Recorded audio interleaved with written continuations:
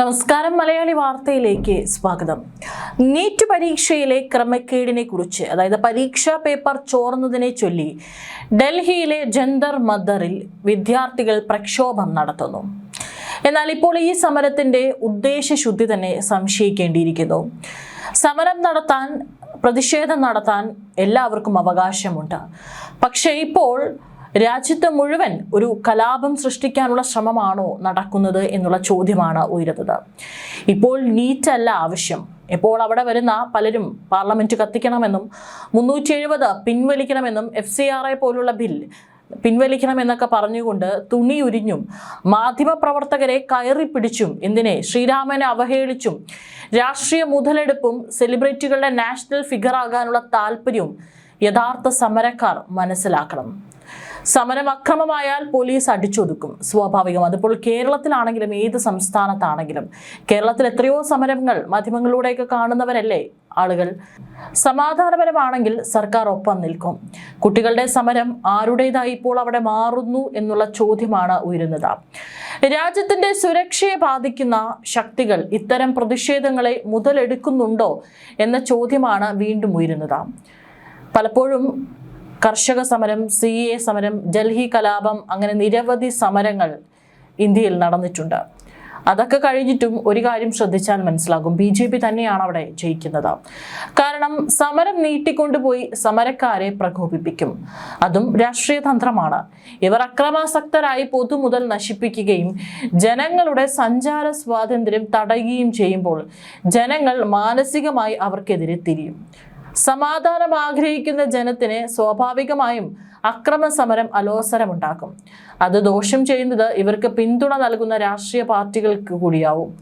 അവിടെ നടന്നിട്ടുള്ള ഒരു സംഭവത്തിന്റെ വീഡിയോ ദൃശ്യങ്ങൾ, പല വീഡിയോ ദൃശ്യങ്ങൾ പുറത്തു വരുന്നുണ്ട്. അവിടെ കാവൽ നിൽക്കുന്ന സേനകളെയൊക്കെ തന്നെ ആക്രമിക്കുന്ന, അവരങ്ങോട്ടൊന്നും ചെയ്യാതെ തന്നെ ഇങ്ങോട്ട് അവരെ കല്ലെറിയുന്നതും അവരെ ഹെൽമെറ്റ് വലിച്ചു പറിക്കുന്നതും, ഒരാളെ ഒറ്റയ്ക്ക് കിട്ടുമ്പോൾ കൂട്ടം ചേർന്ന് ഈ CJP കോക്രോച്ച് പാർട്ടിക്ക് വേണ്ടി പ്രതിഷേധം നടത്തുന്നവർ അവിടെ അക്രമം കാണിക്കുന്നത് പല വീഡിയോ ദൃശ്യങ്ങളും സോഷ്യൽ മീഡിയയിൽ കാണാനായിട്ട് സാധിക്കും.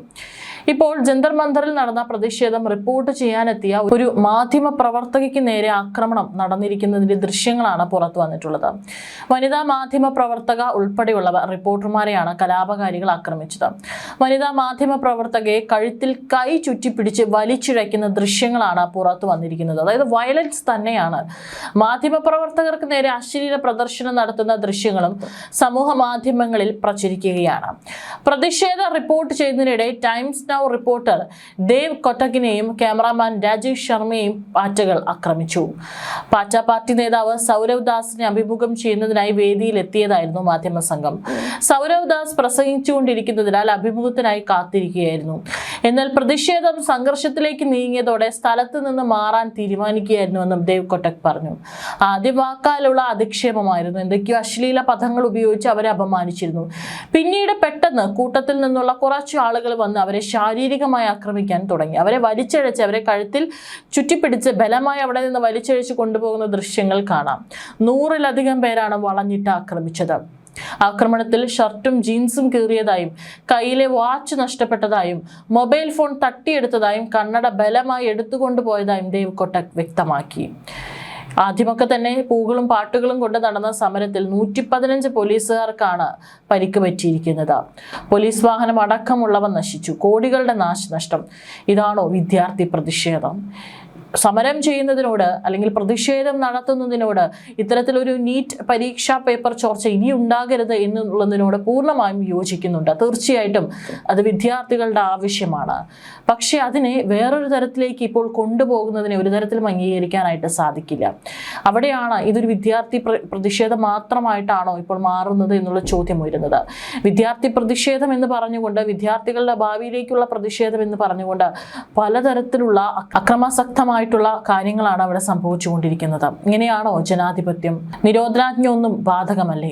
സമരം വേറെ മാർച്ച് വേറെ എന്ന് അറിയാത്ത ആളുകളുണ്ട് ഇത്തരത്തിലുള്ള സമാധാനപരമായ സമരത്തെ ആക്രമിച്ചെന്ന് പറഞ്ഞ് അഴിച്ചുവിടുന്നത്. നാഷണൽ മാധ്യമങ്ങളൊക്കെ തന്നെ ഇത് ലോ ആൻഡ് ഓർഡർ പാലിക്കേണ്ട ഒരു മോശം അക്രമമായിട്ടാണ് കാണുന്നത്. സമരം ചെയ്യുന്നിടത്ത് നിന്ന് പാർലമെന്റിലേക്ക് മാർച്ച് നടത്തിയത് അക്രമാസക്തമായതിനാലാണ് പോലീസ് ചെയ്യേണ്ടത് ചെയ്തത്, അല്ലാതെ അങ്ങോട്ട് കയറി ആക്രമിച്ചതല്ല. ഒരു പക്ഷേ പാർലമെന്റിലോട്ട് ഇവർ മാർച്ച് നടത്തുന്നു. അവിടെ പോലീസ് ഒന്നും ചെയ്യാതെ കൈകെട്ടി നിന്ന് കഴിഞ്ഞാലുള്ള അവസ്ഥ ഒന്ന് ആലോചിച്ച് നോക്കണം. ഇവർ പാർലമെന്റിനകത്തേക്ക് കയറും, അവിടെ എല്ലാം അടിച്ചു നശിപ്പിക്കും. ബംഗ്ലാദേശിൽ കണ്ടതാണല്ലോ എന്താണ് സംഭവിച്ചതെന്ന്. ഷെയ്ഖ് ഹസീന സർക്കാർ അവിടെ നിലം പതിച്ച് വീഴുന്ന സമയത്ത് ഇത്തരത്തിൽ ഒരു കൂട്ടം ആളുകൾ പാർലമെന്റിനകത്ത് കയറുന്നു, ആക്രമിക്കുന്നു, അവരുടെ ഔദ്യോഗിക വസതിയിൽ കയറി അവരുടെ അടിവസ്ത്രം വരെ എടുത്തുകൊണ്ട് ദേഹത്ത് ചുറ്റിയും അത് കൈകളിൽ പിടിച്ചുകൊണ്ടും തെരുവിൽ നടക്കുന്ന കാഴ്ചകൾ നമ്മൾ കണ്ടതാണ്. തീർച്ചയായിട്ടും അവർ ബാരിക്കേഡാണ് ഇവിടെ കടന്നിട്ടാണ് ഇത്തരത്തിലൊരു അക്രമാസക്തമായിട്ടുള്ള സാഹചര്യം ഉണ്ടായത്. ഇന്ത്യൻ പാർലമെന്റ് സംരക്ഷിക്കപ്പെടേണ്ടേ? അതൊരു ചോദ്യമല്ലേ? വി ഡി സതീശൻ സർക്കാർ നിയമസഭ നടക്കുമ്പോൾ ബാരിക്കേഡ് കടന്നൊരു കൂട്ടം വന്നാൽ കേരള പോലീസ് ഈ സമരക്കാരെയൊക്കെ തന്നെ അടിച്ചോടിക്കില്ലേ? കേരളത്തിലും ഇതിന്റെ പേരിൽ മാർച്ച് നടത്തിയപ്പോഴും ലാത്തി വീശിയിട്ടുണ്ട് പോലീസ്. സ്വാഭാവികമായിട്ടുള്ള കാര്യമാണ്. ഏത് പാർട്ടി ആയിക്കോട്ടെ, ഇപ്പോൾ LDF ആയിക്കോട്ടെ, UDF ആയിക്കോട്ടെ, BJP ആയിരിക്കട്ടെ, സമരം നടത്തിയത് അക്രമാസക്തമാകുമ്പോൾ, സമരം നടത്തുമ്പോൾ പോലീസ് ഒന്നും അങ്ങോട്ട് കയറി യാതൊരു തരത്തിലുള്ള ഒരു കാര്യങ്ങളും പോലീസ് ചെയ്യാറില്ല. പക്ഷെ അത് അക്രമാസക്തമാകുന്ന സാഹചര്യം ഉണ്ടായിക്കഴിഞ്ഞാൽ തീർച്ചയായിട്ടും പോലീസിന് അതിന് തടയാനുള്ള ഒരു അവകാശമുണ്ട്.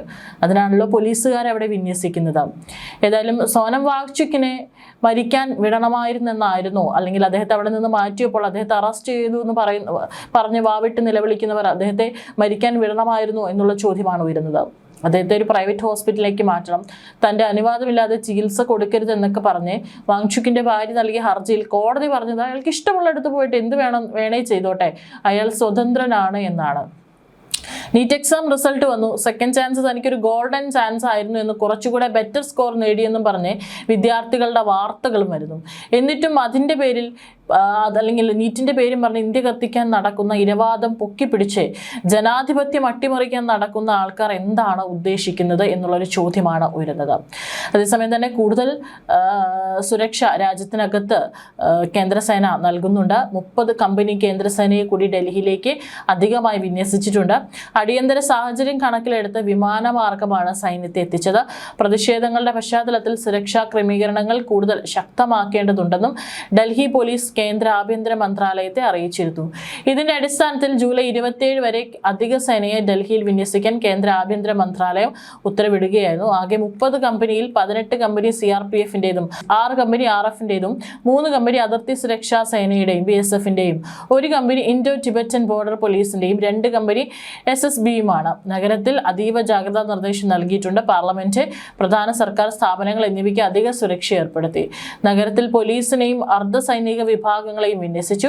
പ്രക്ഷോഭത്തിൽ പങ്കെടുക്കാൻ ഡൽഹിയിലേക്ക് രാജ്യത്തിന്റെ വിവിധ ഭാഗങ്ങളിൽ നിന്ന് വിദ്യാർത്ഥികൾ പ്രവഹിച്ചതോടെ 17 പ്രധാന മെട്രോ സ്റ്റേഷനുകൾ അടച്ചും റോഡുകൾ അടച്ചും പ്രതിരോധം തീർക്കാൻ സർക്കാർ ശ്രമിച്ചു.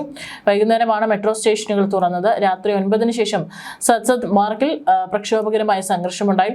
പോലീസ് ടിയർ ഗ്യാസ് പ്രയോഗിച്ചു. ജന്തർ മന്ദിറിലെ സമരവേദിയിൽ എത്തുന്നത് തടയാൻ Rajiv Chowk, Lok Kalyan Marg, central secretariat, ITO തുടങ്ങിയ നഗരത്തിലെ അതിപ്രധാന 16 മെട്രോ സ്റ്റേഷനുകളാണ് അടച്ചത്. പാർലമെന്റ് സമീപത്തെ റോഡുകൾ അടച്ച് ബസ് സർവീസുകൾ വഴിതിരിച്ചുവിട്ടു. ഇത് നഗരത്തിൽ വൻ ഗതാഗത കുരുക്കും ഉണ്ടാക്കി.